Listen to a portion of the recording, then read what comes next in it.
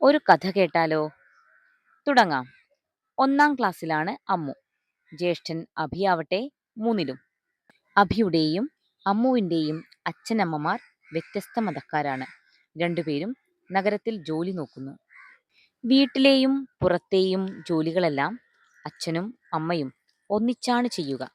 അഭിയും അമ്മുവും സമയം പോലെ അവരെ സഹായിക്കും. അടുക്കളപ്പണി മുഴുവൻ അമ്മയെ ഏൽപ്പിച്ച് പൂമുഖത്ത് പത്രം വായിച്ചിരിക്കുന്ന അച്ഛനായിരുന്നില്ല അവരുടേത്.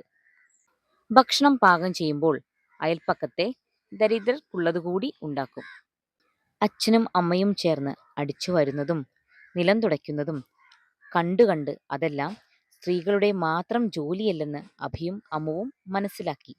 വീട്ടിലെ പ്രധാന തീരുമാനങ്ങളെല്ലാം അച്ഛനും അമ്മയും ചർച്ച ചെയ്താണ് തീരുമാനിച്ചത്.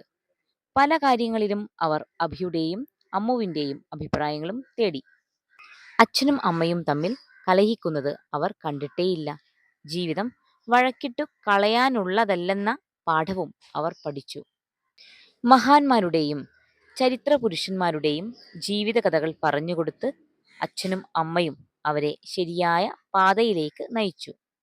സ്നേഹം, ദയ, കരുണ, സഹാനുഭൂതി തുടങ്ങിയ മൂല്യങ്ങളുടെ പ്രാധാന്യത്തെക്കുറിച്ച് നിരന്തരം മക്കളോട് പറഞ്ഞു. അഭിയെയും അമ്മുവിനെയും ഒരേ സമയം മക്കളായും രണ്ട് സ്വതന്ത്ര മനുഷ്യരായും അവർ കണ്ടു.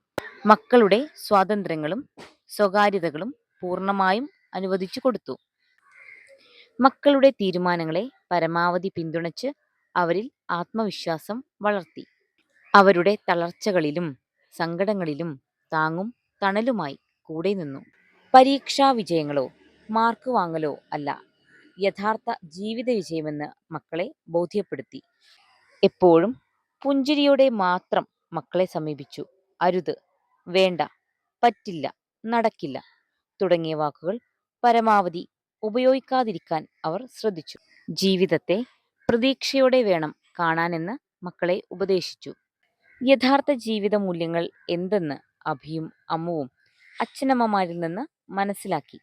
മറ്റുള്ളവർക്ക് വേണ്ടി കൂടിയാകണം സ്വന്തം ജീവിതമെന്ന് അവർ തിരിച്ചറിഞ്ഞു.